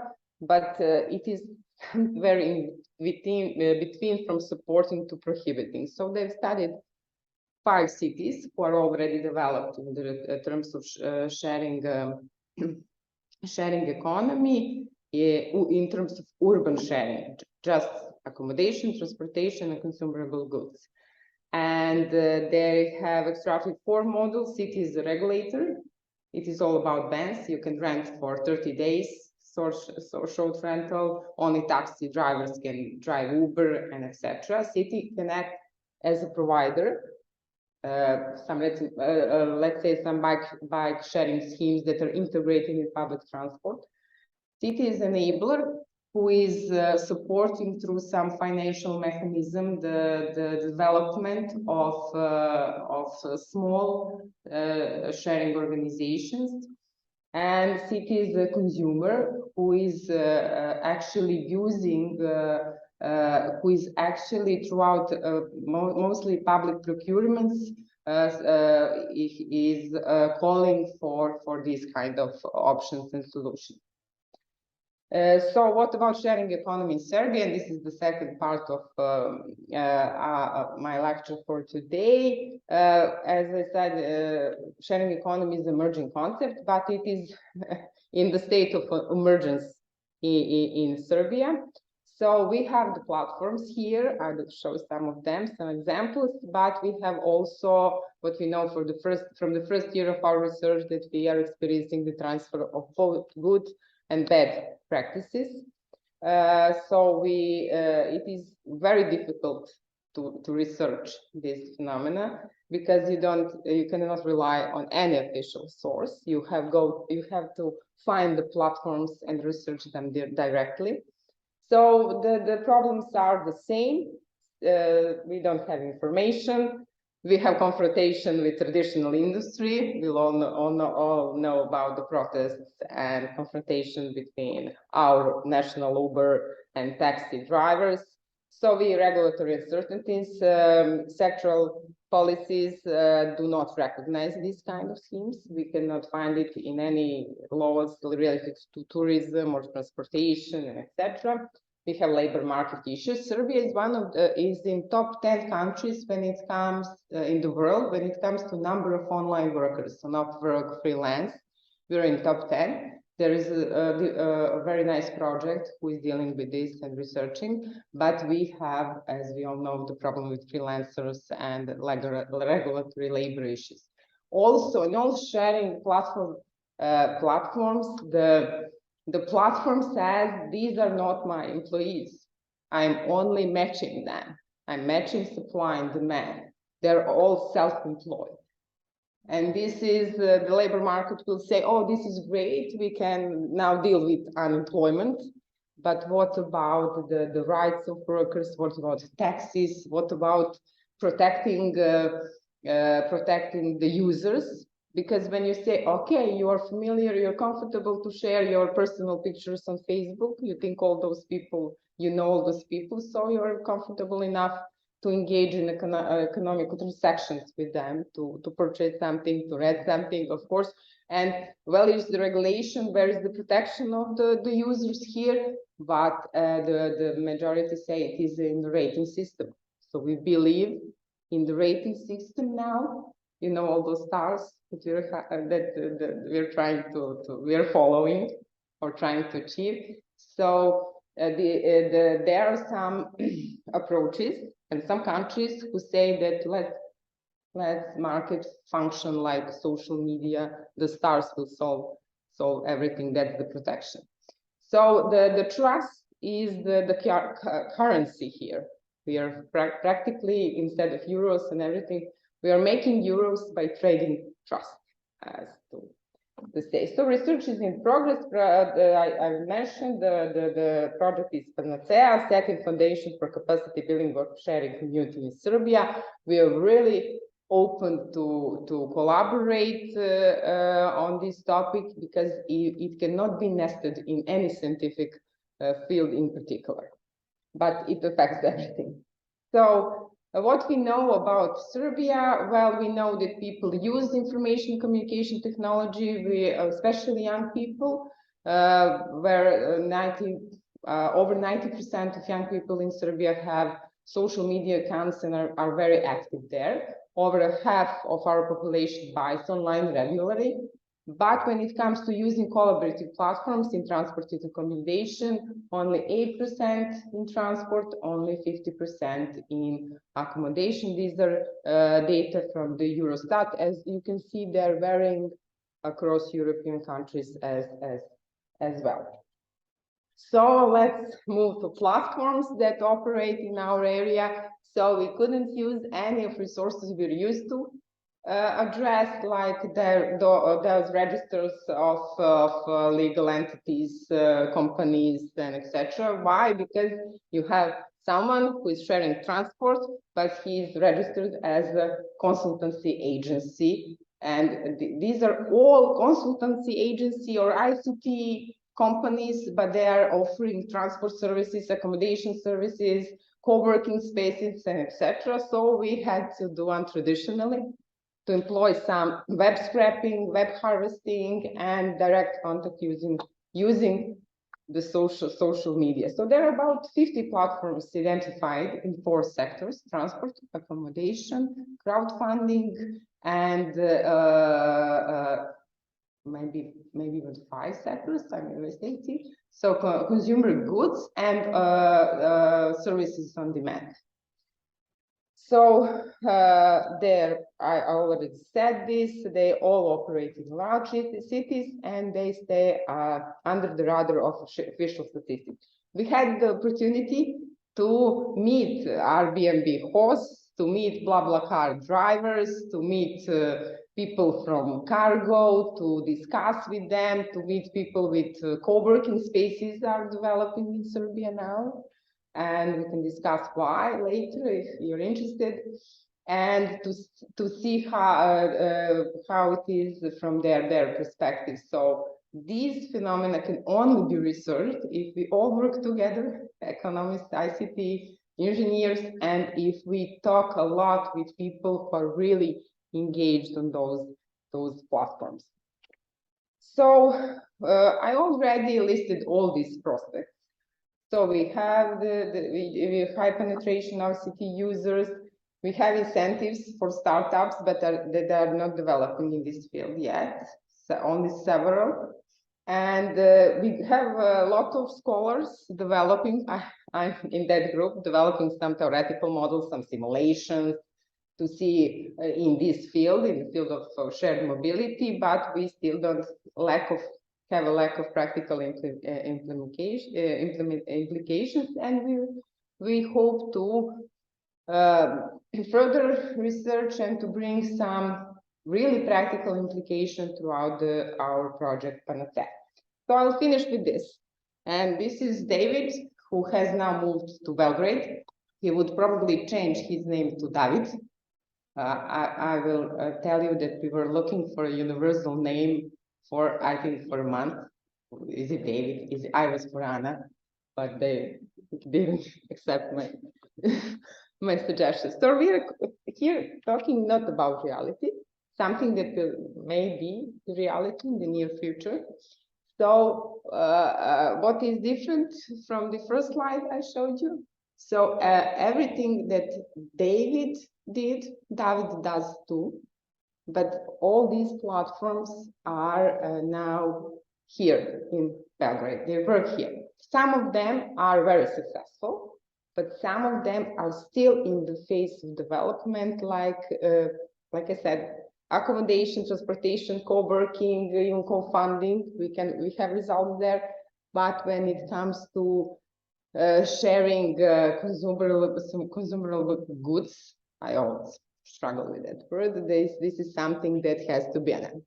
Here's the city. We know that how this has been announced for over 2 years in Belgrade, but we're still waiting for it to become operated. We have also peer-to-peer platforms for parking. People who are, when I say we, I say here in Belgrade, where people are using, offering the time where their parking lot is free, and we know how that is. That is really, really important here, especially in city center, and etc. and etc. We're making a register of these platforms and hoping to support them in scaling up their development, and of course in terms of sustainable future and building eco cities of the future. So thank you for your attention. I'm always open for your questions.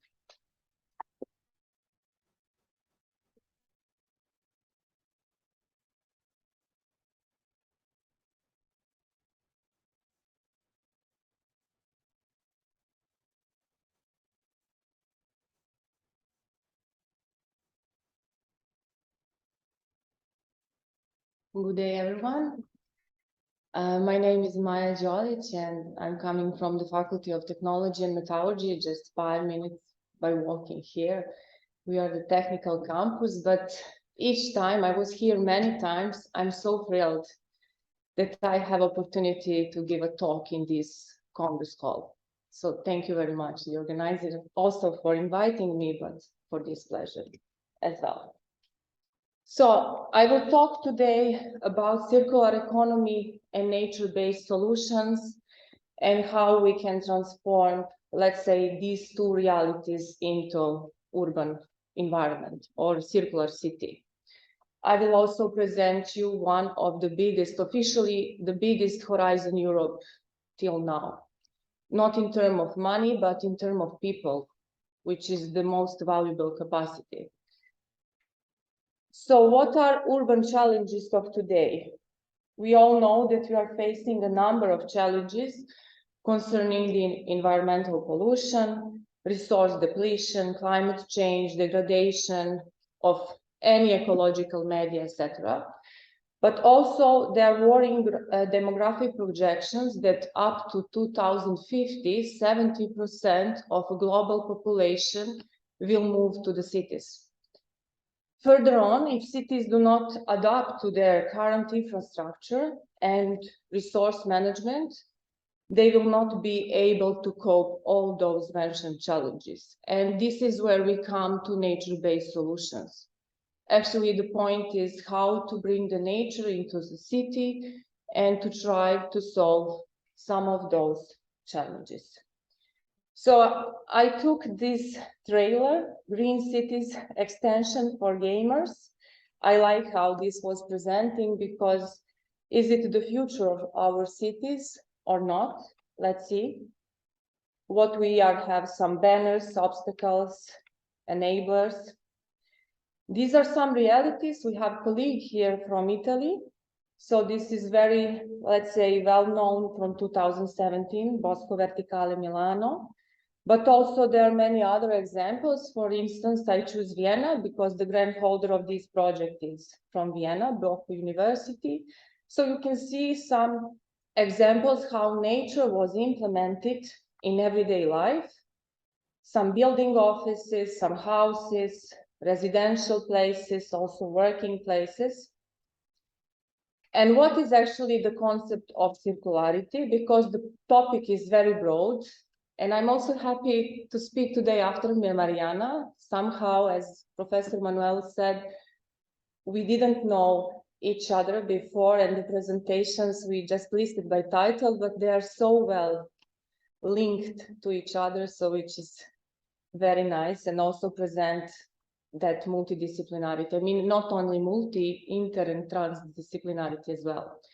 So the main concept of circularity is in two, let's say, streams: to minimize the waste, to see how new resources may be valorized, also the waste valorization. And if we try to obtain those two facts by introducing nature-based solution, then we will have multiple benefits. I will present you, this was from the last publications in 2022 from the group in this project. What we have tried to valorize bio-waste from food. As someone of you already mentioned, we have four, let's say, main pillars for future sustainability. That is certainly food, energy, water, and climate. And in any crisis like we are facing now, in general, not only in Europe, in the world, you have these four, let's say, main pillars. So these are some demographic, let's say, predictions that in 2050, there will be also 9 billion people, or in 2100, it will be almost 11 billion people. And what you can see below on this graphic is how much the food waste is emitted CO2. And you will be very surprised if you can compare with the national economies or productions that you know are some of the most developed in the world: China, United States, India, and Russia. This is on number 4. So 4.4 gigaton of CO2 just from the waste that we should, in some certain way, valorize. Also, I put some interesting facts here that only 6% of the total materials globally produced are also recycled. European Union is somehow more, let's say, circular than the rest of the world, but that is still not satisfactory level. And on this level of technological development, how we use resources, by 2050, the estimation is that we'll need 3 planets. That is, what are we doing at the moment? And there is about 50 million of electronic waste annually in the world, which is more than the weight of all commercial planes produced by now. So somehow, what I'm trying to obtain here is to show you the quantification of the problem. Because usually, we know a lot about it, yeah? Because we heard, if we are not specifically in the field, we have colleagues and so on. But when you put the numbers, it looks more or much worse. So I will talk today, as I said, about sustainable cities, which is one of the strategic goal of sustainable development. But also, I think, even in these 4 previous presentation, I mean, we tackle the most of those challenges. So they are not so easy to extract one specifically. They are so well connected, I mean, as we should be. So this is the project that I will present today. It is cost action project. I think the most of you are well informed about this organization.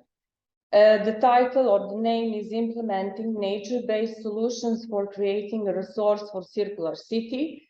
The grant holder is from Vienna, Professor Gunter Glagen-Graber, and the co-chair is Natasha Tanasova, University of Ljubljana. And we got this extension, actually it should be already finished, but during the corona, so we are still active next 2 months.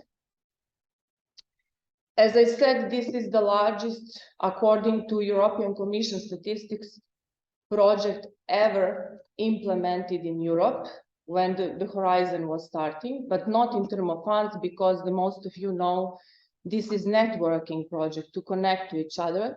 There are millions of other, of course, horizons that are budgetly very high, but we have here more than 700 people. And I will show you the results from these projects, and then you will see that deliverables and outcomes actually came from people, not from money. What was the main aim and objectives? Multidisciplinary or interdisciplinary platform. And actually what is written here, that is what we got. There are more than 20 different disciplines: architects, planners, designers, economists, engineers, biologists, chemists, social scientists, economists as well. And the main goal was to develop nature-based solution in the urban landscape and to try to tackle our circular economy, let's say, main postulates, to reuse, to reduce, and to recover some of the resources, as well as to cope to future challenges. These were the main, or are still, 5 working groups.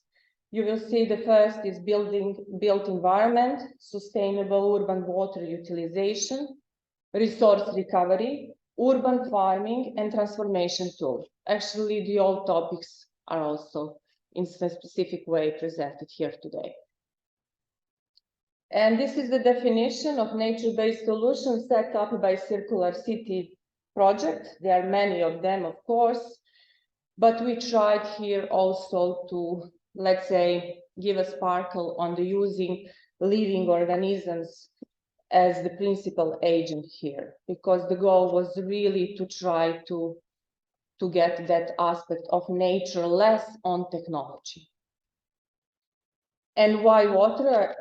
As I said, food, energy, water, climate.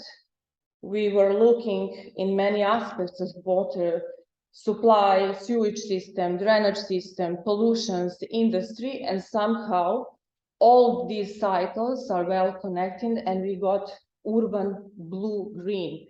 So also for water, you have a lot of green technologies that may be applied for their purification and further use. And this is maybe something that is more relevant for built environment. We tried to use biodegradable materials on the micro scale to develop materials, then to demonstrate them in green building, and also on the whole, let's say, in terms of scaling on the whole building sites.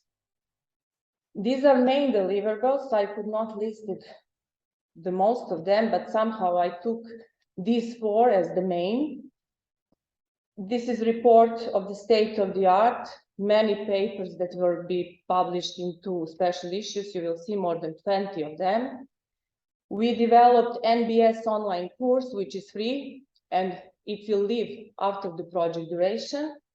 catalog of technologies, and guideline on combined NBS and circular economy possibilities. I will not take your time on this, just to tell you some, let's say, materials or references. There are much more publications than this. This is very interesting online course, because not only is it free of charge, that is something that will stay after the life of the project. It was developed in cooperation with CAPNet. CAPNet, they are professionalists in developing online courses, and we had really good cooperation with them. The main 4 modules were this: resources, flows, and management in cities, presenting NBS for circular urban metabolism, design requirements for the NBS, and finally the implementation of NBS. So whoever wants to suggest this, also students, I did not mention, get 2 points. You see how we translate that in English. So this is something that was validated, and let's say we are still making some improvements, but the feedback is very good. Catalog of potential solutions, I will show you what is that. We tried, this was a huge work with many people, because when you go inside the topic of NBS, I will try to make this more familiar to you. There is a mess. I mean, there are so many solutions which are so similar but different enough. And then you need somehow to make a structure. What is for what? Is this the same unit if I use it for other applications, or should I start from the application, etc.? So we somehow classified NBS units, NBS interventions. You see, units is something for space, unit is something for technology, and interventions were for rivers, soil, biodiversity, and finally we have a lot of supporting units. And I will not take too much now to go in details, because finally we listed 51 NBS solutions, and this is how they were classified. Someone for food and biomass production, some for public green spaces, like green corridor, green belt, street trees, etc. Green vertical greening systems, and on the right side, you see remediation, treatment, and recovery. That is more, let's say, hard, more technological part. This was more natural, soft, whatever. Rainwater management, and further on. This is just an example that can be maybe more accessible to the audience. Different terminology, vertical greening system, and now you can see how many of them were there. So how to know which one is the right one and which one to use. So we also made a difference. This is just an illustration. For instance, for ground-based green facades, from pot-based green facades, and from wall-based green facades. So you see one example, but there were hundreds of NBS solutions. So you can just have impression this work was really, really hard for the most of us. And this is example, what you can see are urban circular challenges, like restoring and maintaining water cycles, water and waste treatment, food and biomass production. And somehow we tried to see how many of different NBS can solve the problem.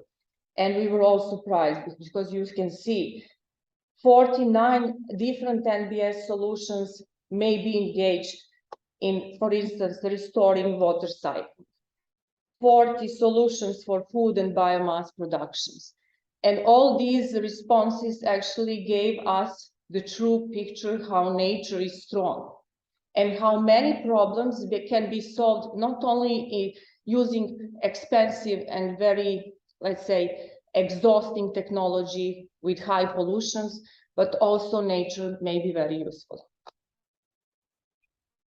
And this is interesting from one of the paper. I choose this to show you. We made some kind of survey and tackle some keywords. So all participants in the project, and there were many, as I said, more than 700. Somehow they choose that the keyword from all of topics, problems, solutions was water. And if you think, actually there is no single industrial production, consumption, whatever, that there is no water, right? So there is some water connects all of us in this project.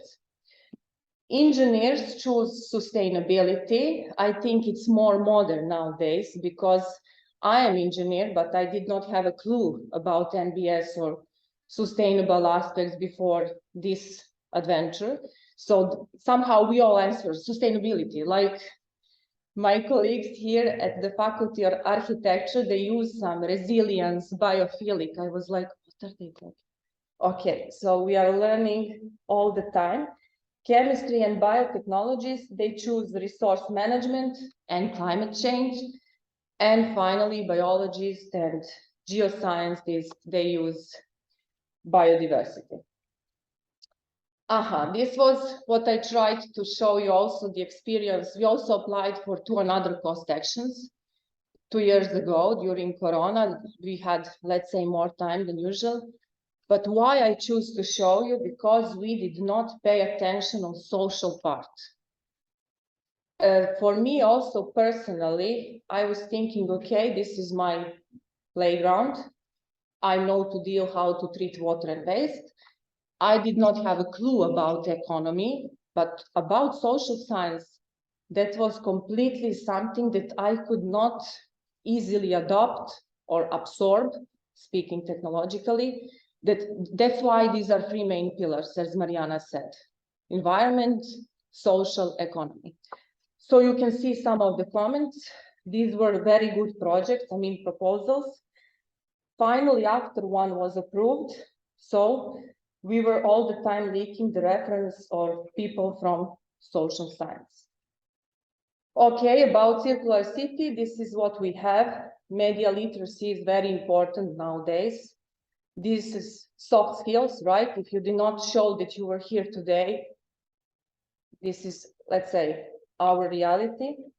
So there you can see also the video on YouTube. It is translated in 38 languages. So that's how the network was big. And the most material what we have produced was translated in each language of participants. Let me show you further. This was photo contest, something very interesting, and we received more than 100 or maybe even more, 130 different photos all over the world. And the winner was from Netherlands, but also there was a colleague from here, from Serbia. She got the 2nd place. And Fernando from Portugal was the 3rd. And now I think if I have time, I think yes, oh good, there is time. I will show you the 6th group. This was something that happened during the process or the project ongoing. It is Circular City Cell. We saw a lot of potential in young people. So we decided, let's make another group beside 5 of those, because these young people will stay connected much longer after or beyond the project. And the point was to facilitate the all working groups work, let's say like that. And this is what we have done, because my colleague Ana Rita Lado Ribeiro and me were coordinators. We organized the conference session in Vienna, EGU, the most of you probably heard. There are 2 publications, which one of them I said is bio-waste valorization, the photos that I show you, the emission of CO2.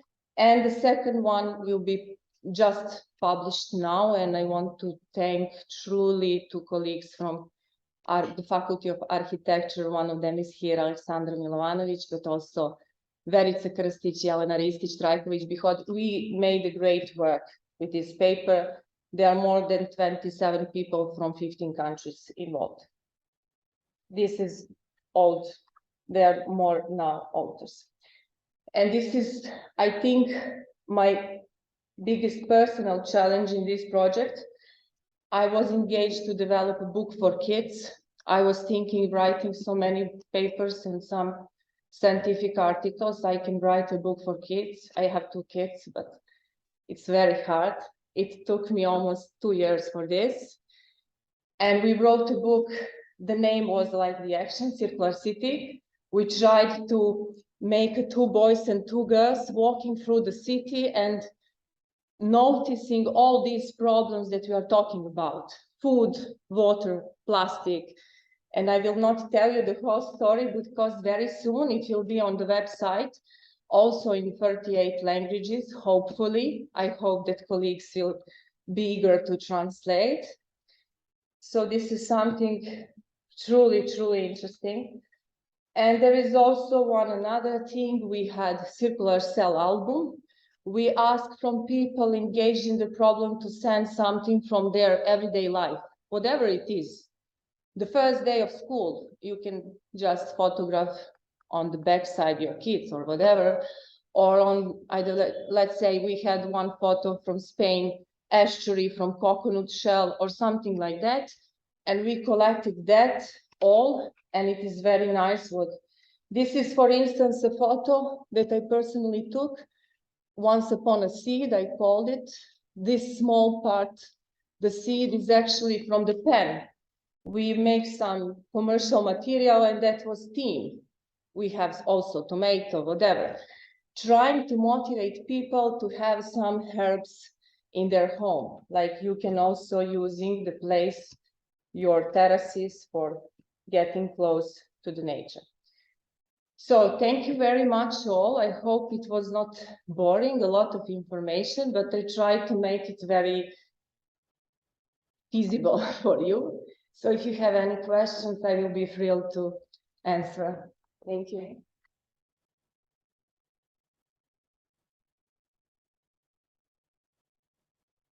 Mariana, if you could come here also for a short discussion. Well, I really like this second session for this economy aspect that we are really, well, I have to say that sometimes it's out of it's out of the view, it's out of the spectrum when studying architecture, the economy aspect of every project. Somehow all other aspects of creativity, construction, engineering, and then of the place itself, even nowadays environment and social aspects are there. But somehow it's very hard to tackle this aspect of economy. I don't know why I have that feeling. Maybe it's just from our context. Maybe it's not due to other contexts. Maybe it's in Italy, it's a different story, but here it is. I don't know what's your opinion on that and how you try to actually introduce this economy aspects into your educational methodologies or techniques or whatever you do. Yeah. I can be first. Okay. I think the question is more Yeah. related to me as Mariana is. Yes. Yeah. But as I said, as an engineer, it was all black box for me, not only economy, also social sciences, skills. And then by time, first I have to say, when we start with these projects and I meet other engineers, for me it was also a little bit strange, but I think I'm adaptable. Imagine some other people that have more vision. For me it was strange to collaborate with architects or designers or urban planners because I deal with water and what can we talk, you know? And then after 4.5 years, you see how much, I think Emmanuel said that, how much we learn from each other. Mm. So actually, there is all the time need to somehow, let's say, testing your own skills, personal, at the first place, to be adaptable to new people also. Because I tried to show the main message here that it was not about budget, it was about people. We did not get any honorarium for this. This was voluntary based. And I spent 2 years writing a book for kids it was something that gave me more internal satisfaction than anything else. So absolutely was valuable to connect with So others. learning, Yeah. as Emanuela said, it's pretty It's always learning. yeah. Yeah, Okay. absolutely. And what do you think? How can we introduce the sharing economy? Because I think it's a very nice architecture for sharing economy. It's you know, it's nice to even think about all those prospects of how to have all those other disciplines, you know, involved in the process of thinking about built environment. I think first, let's a little bit Yeah. what I said. I'm an engineer too. Mhm. I'm a transportation Yeah. engineer. So decided to follow the path of economy in transportation and traffic and decided to stay. There. It was something that wasn't by choice, but now I'm glad it's like that. So I will tell you the good and bad with our faculty, the Faculty of Transport and Traffic Engineering. So transportation and mobility is multidisciplinary by nature, and we have to learn them all about capacities, technology, networks, vehicles, and etc. But we have, I will say, maybe even 30 or 40% of courses devoted to business, to economy, to management, to languages, and etc. It sounds perfect. But it is all about people. Yeah. So you have all these pieces of puzzle, Yeah. and you think, okay, the powers are good, it is going to fit very well at the end. But there is no collaboration, interaction between these forces. You learn economy, you know everything about the generalized expenses, you know it is not about monetary expenses, you have to calculate the costs of time, the costs of injuries, etc. And you know everything about the network capacities, the reliability, resilience. Now we learn everything, but when it comes to, let's say, master thesis or some papers before, I don't know how to say završni rad. The Bachelor thesis. graduate work. Graduate work, it has both. And we expect them to mix this knowledge, and that is the problem. And I'm asking the question, although I'm here, the one to answer this question. We have shared mobility as a separate courses, shared mobility, mobility arranged via platforms, rather peer-to-peer, individuals, and we have also introduced topics related to, of course, business to customer, car sharing, bike sharing systems, and as separate courses, and also as a part of courses on road transportation, mostly, and in logistics. Because what's happening in the cities, we are all buying online, but everything you purchase has to be delivered. Yeah, okay. So crowd delivery, and it is affecting the logistics and the road transport, and we have parts of this, but we don't know how to incorporate with this. Maybe the same mechanism as sharing economy. We have to share education, so maybe something like that. So you want to say something? You have some questions? Great. That Mariana is leading example for the topic. 2 years ago, when I realized the possibilities of all these aspects in circular economy and this wide road, let's say, perspective, we have applied at the university for the master program of circular economy, and we got it. Yeah, 2 months ago, we have a master program in circular economy at the Faculty of Technology with 7 other countries, of course, Italians are leading ones, University of Marche and University of Bologna. So in my, let's say I'm talking personally because I try to convince you that I think that is the most honest. 5 years ago, I was thinking just if you do water, we can talk. Analytics, which kind? Okay. But now we have a master program at the faculty, and I think I'm the most engaged in this problem, trying actually to make engineers capable tomorrow to go to industry and to increase their competitiveness, and not only competitiveness, but expertise. Yeah. To have all this knowledge from economy and from management as well. Okay, so we'll have to use you and your research in our next steps, I'm sure. So we have some questions from the audience. Yes,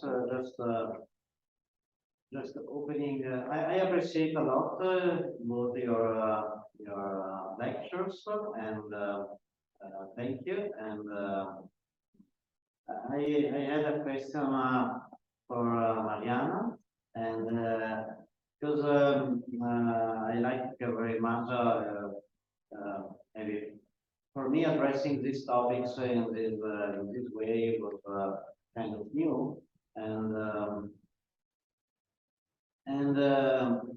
popped up in my mind, for example, if transportation is changing our city drastically. I had an example, for example, in Chicago, public transportation or taxis didn't took you to some places because it was dangerous, but nowadays with Uber it's very different because you are traced and it's somehow is protected. Let's say.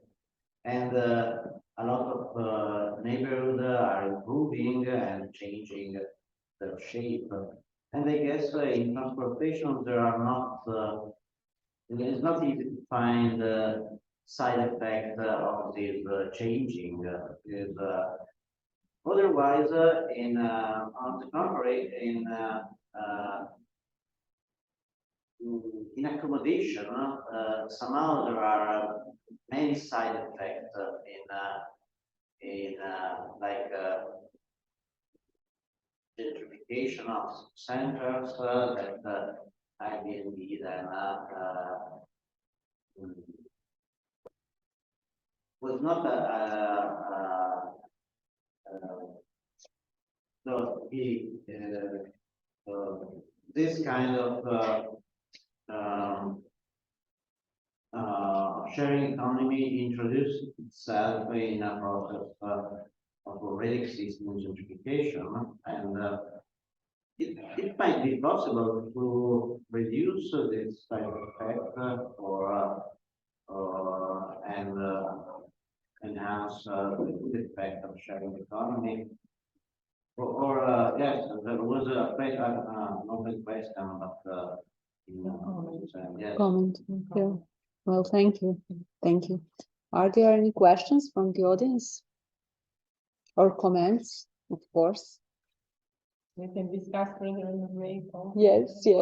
I think it's time for the break. But before that, I will ask you to approach the desk and sign as a participant. It's very important for the project itself.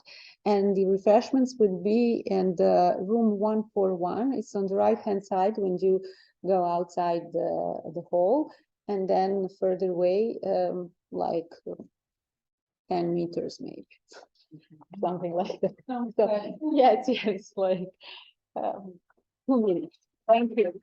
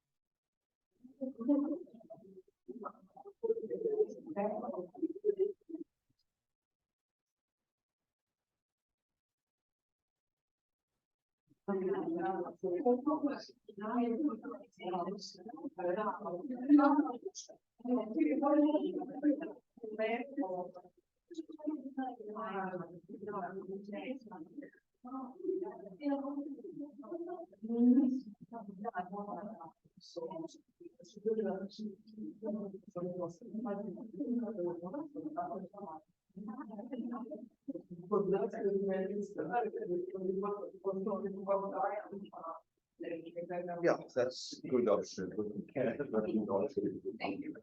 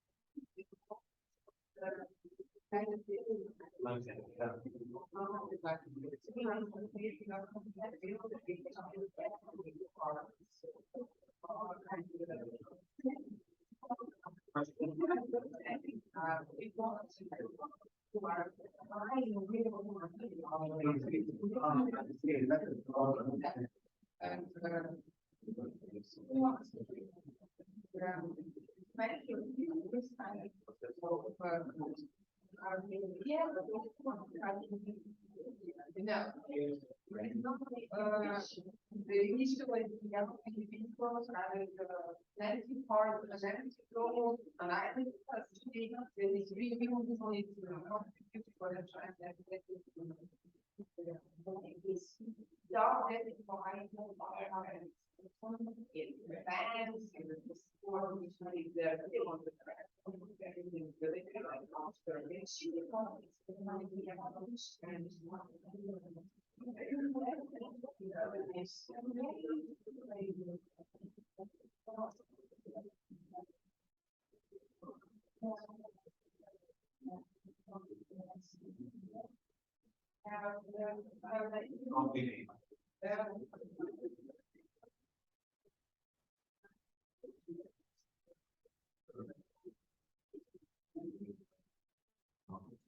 Talking about gardens and contributions to the solution.